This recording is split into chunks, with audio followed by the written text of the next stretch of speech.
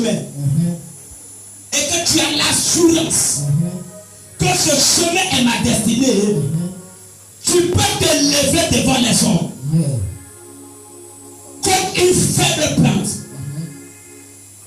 comme un rejeton, quelqu'un à qui on ne donne aucun regard, qui n'a rien pour attirer et pour plaire. Mais quand tu sais que c'est le chemin de ta destinée, tu vas arriver jusqu'à la croix. Attends, il y a plusieurs personnes qui n'arrivent pas à la croix. Ils prennent la croix. Jésus a été clair. Il dit celui qui me suit dans la gloire, qui porte sa croix. Beaucoup font l'effort de porter la croix, mais peu arrivent à Golgotha. Lorsque tu portes la croix, c'est une chose. Mais arriver à Golgotha, c'est une autre chose. C'est à Golgotha qu'ils ont cru sur le mur de Jésus, le roi des Juifs. Depuis son vivant, il n'a pas été reconnu comme roi.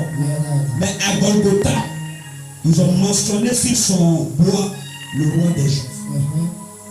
Golgotha, qui symbolise pour certains la souffrance, les pleurs et la douleur. En réalité, Golgotha, c'est la délivrance. Il y a certains prédicateurs qui disent que Golgotha fait pleurer. Golgotha est la douleur. Golgotha, c'est les larmes. Mais je vous dis que Golgotha, c'est là où on dit tout est. Lorsque tu arrives à Golgotha avec ta destinée, c'est à Golgotha que tu peux regarder ceux qui sont en bas. Et là, dit que Dieu m'a mis en haut. Lorsque tu prends la croix et que tu prends le chemin de la destinée, personne ne peut croire en toi. Personne ne peut t'apprécier. Personne ne peut t'encourager. Parce que tu n'as aucune chose qui peut plaire. Il n'y a rien sur toi qui peut attirer quelqu'un. Lorsqu'on te regarde, il n'y a rien sur toi qui peut impressionner quelqu'un. Mais quand tu prends la croix et que tu arrives à Golgotha, à Golgotha, c'est ceux qui sont en haut et ils observent ceux qui sont en bas. En réalité, Golgotha, c'est la fin, l'accomplissement et la destinée. Mais la croix, c'est le parcours, c'est le système, c'est l'atmosphère, c'est les bagages, c'est les affaires, c'est le business, c'est le foyer, c'est tout ce que tu fais qui va rentrer en ligne de compte et qui va contribuer à ce que tu arrives à Golgotha. Lorsque tu marches avec Dieu, l'une des choses que tu dois comprendre dans ton esprit et dans ta tête, c'est que marcher avec Dieu, il y a la croix à porter, mais il y a Golgotha à atteindre. Je dis il y a la croix à porter, mais il y a Golgotha à atteindre. L'erreur que l'Église fait aujourd'hui, nous portons la croix parce qu'on aime Jésus. On fait la prière, on donne les offrandes, on donne les dîmes, on fait ce qu'il y a à faire, c'est porter la croix. Mais combien de personnes continuent dans le chemin, marchent dans le chemin, obéissent toujours, sont loyaux toujours, fidèles toujours, jusqu'à ce qu'ils arrivent à... Voilà pourquoi il y en a qui prennent la croix le matin. À midi, ils déposent la croix. Il y en a qui portent la croix à matin. À 14h, ils déposent la croix. Il y en a qui portent la croix matin. À 18h, ils posent la croix. Mais poser la croix, ce n'est pas ça la destinée. La Bible dit la fin d'une chose est meilleure et vaut mieux que les commencements. L'une des choses que Dieu regarde, ce n'est pas comment tu as commencé, ce n'est pas là où tu as commencé, ce n'est pas les défis que tu as rencontrés, c'est comment tu es arrivé à la fin de l'histoire. Ce qui intéresse Dieu, ce n'est pas d'expliquer tes problèmes tous les jours à Dieu. Ce n'est pas de pleurer toujours devant le Seigneur. Ce n'est pas d'exposer ta souffrance à Dieu tout le temps. Ce qui touche le cœur de Dieu, ce qui impressionne Dieu, ce qui peut marquer Dieu sur toi, ce qui amène Dieu à te localiser, c'est ta capacité à porter la gloire, mais aussi à pouvoir arriver à Golgotha. Il y a des gens qui ne comprennent pas. Voilà pourquoi tu commences le business. Dans ton business, il n'y a aucune chose pour attirer les regards. Lorsque tu commences un foyer, tu commences une relation. La relation n'a rien pour attirer les regards. Lorsque tu commences un marché, le marché n'a rien pour attirer les regards. Lorsque tu vas à l'école, tes études n'ont rien pour attirer les regards. C'est en ce moment tu te mets à coup de route et tu dis Seigneur, est-ce que c'est mon chemin? Est-ce que c'est ma part? Est-ce que je suis perdu? Tu n'es pas perdu. Certainement ce matin, ta vie n'a rien pour plaire. Ton image n'a rien pour plaire. Ta maison n'a rien pour plaire. Mais Jésus veut t'annoncer ce qui n'a rien pour plaire. Et on va quelque chose à plaire.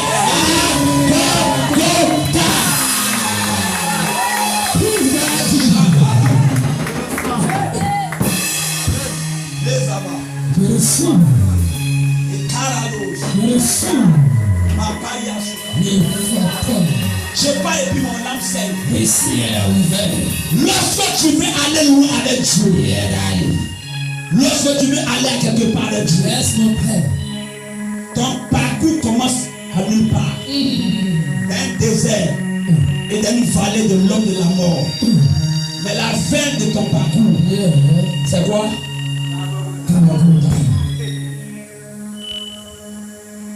Quelqu'un peut placer. Yes, Daddy. Je peux dire même personne à la maison. Yes. C'est parce qu'il a touché le message. Si tu comprends déjà le fondement, aucun diable en enfer ne peut te faire sortir de ton chemin. Quand tu comprends ça, ma fille, aucune force maléfique, aucune maladie, aucune pauvreté, aucune humiliation, aucun rejet, aucune situation. Je dis bien aucune. Non, répète là-bas aucune. On dit ça aucune. Paul a dit ni la mort, ni la vie, ni les anges, ni les choses à venir, ni les choses présentes ne pourront me séparer de l'amour de Christ. Ça veut dire il a atteint un niveau avec Dieu où il peut déclarer que même la mort est un gain. Vous savez, atteindre cette dimension avec Dieu, où tu peux déclarer que même le problème est pour moi un avantage. Où tu peux dire le problème qui est là, tu dis problème, tu es pour moi un escalier. Maladie, tu es pour moi un escalier. Chômage, tu es pour moi l'ascenseur. Pauvreté, tu es le prétexte pour les prochains milliards. Célibat, tu as le prétexte dans les mains de Dieu pour que je croise la prochaine personne pour mon mariage. Regarde, c'est un niveau. Les Anglais disent level. C'est un niveau où quand tu atteins avec Dieu, tout ce qui t'arrive, tu ne relativises pas. Tu n'acceptes pas. Mais tu contextualises tes problèmes. Et tu fais de tes problèmes un escalier pour ta prochaine ascension. Ça, c'est les esprits grands, les esprits matures, les esprits élevés. Quand tu vois un homme pleurer tout le temps devant le Seigneur, ça veut dire que la personne est encore un gamin. La personne est encore une gamine. Tu n'as pas encore atteint la statue de Christ. Quand tu es un robot, quand tu es un soldat, quand tu es un homme fort, quand ta carapace est venue dure, ta vie peut ne rien avoir pour attirer les regards. Ton aspect actuel peut ne rien avoir pour impressionner les gens.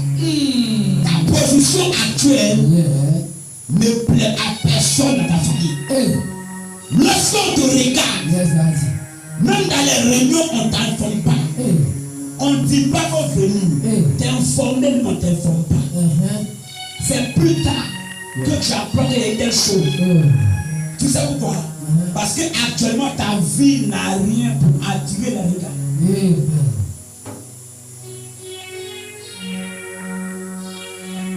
Même lorsqu'on a un peu de 1000 francs, on ne peut pas t'appeler. Pourquoi? Parce que ta situation financière n'a rien pour attirer les regards. Quand on regarde dans la vie, on parle de cette personne. On parle de celui-ci. Tu es là, tu es dérangé. C'est ça pourquoi? Ton aspect actuel n'a rien pour plaire et pour attirer les regards. Et puis attends, il te dit quelque chose, tu vas comprendre. Si ton aspect n'a rien pour plaire, tu ne plairas à personne. Pendant que tu te lèves comme une faible plante, pendant que tu manges comme un rejeton, pendant que tu manges comme quelqu'un qui ne plaît à personne, vraiment, tu ne plairas à personne. Mais vous savez, si tu ne comprends pas ta destinée, ça peut t'amener à douter de ton chemin et à rétrograder toi-même. Voilà pourquoi plusieurs personnes ont commencé des projets. Dans le temps de la vallée du projet, ils ont douté du projet et ils ont abandonné le projet. Voilà pourquoi il y a des gens qui ont commencé une relation avec un homme. L'homme n'avait rien pour attirer les regards. Il n'avait rien pour plaire. Mais la personne a regardé au présent et s'est déconnecté de la relation. Voilà pourquoi l'erreur fatale qu'un homme peut commettre ou une femme peut commettre dans la vie, c'est de laisser tomber ton prochain milliardaire et de mettre à soi dans ta télé blanc-noir et d'observer ce milliardaire dans les bras de quelqu'un d'autre. Tu sais pourquoi? Parce qu'il ne s'élèvera pas avec les regards automatiquement. Tu ne monteras pas avec les regards automatiquement. Mais plus tard, tu auras les choses qui vont attirer les regards. Vous savez, quand Jésus va à la croix, dans le chemin de la croix, qui peut le voir? Lorsque on va au stade, je ne parle pas des grands stades où il y a des pelouses en escalier. Je parle de notre terrain ici, où tout est plat. Souvent on est autour du terrain, mais tu as du mal à avoir au milieu du terrain. Pourquoi? Parce qu'il y a tellement du monde, j'ai oublié quelque part là-bas. Celui qui parle là, s'il malheur pour toi, il a petite taille. Et qu'il n'y a pas pour Dieu pour lui, tu n'as pas voir sa tête. Il va parler, il va jouer, il va partir à la maison. Tu vas seulement entendre le wow, mais tu n'as pas le voir. Pourquoi? Parce qu'il y a la foule. Quand Jésus marchait par la croix, personne ne peut le voir. Pourquoi? Parce qu'il était environné d'une foule. Et il avait le même niveau que tous ceux qui le frappaient et tous ceux qui le suivaient. Mais quand ils l'ont mis sur le poteau à la croix, maintenant ceux qui sont en bas tirent le coup pour le regarder. Je suis venu dire à quelqu'un, je ne connais pas où tu es aujourd'hui. Mais présentement, écoute-moi bien. On ne te voit pas parce qu'on ne doit pas te voir. Mais le temps arrive où tu vas te mettre à un certain niveau et les hommes et les femmes seront obligés de soulever la tête pour t'observer à ce niveau. Je suis en train de déclarer à ce moment mon message. À ce niveau de mon message, je suis en train de prendre des degrés politiques. Je prophétise sur ta destinée. Le niveau à lequel tu es aujourd'hui, que l'onction de t'amener à un niveau supérieur.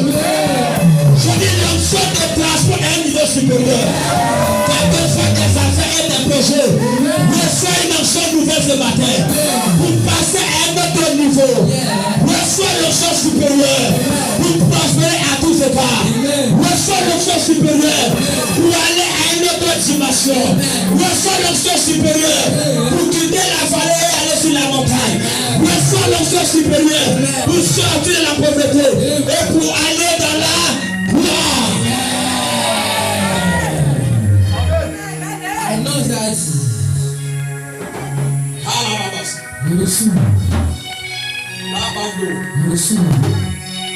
Lisava. Regarde-moi. Qui croit en toi aujourd'hui? Personne. Personne. Qui croit en toi? Personne. Mais ce n'est pas toi qui as commencé ça. Jésus lui-même, il s'est élevé comme une faible plante. Il n'avait rien pour attirer le regard.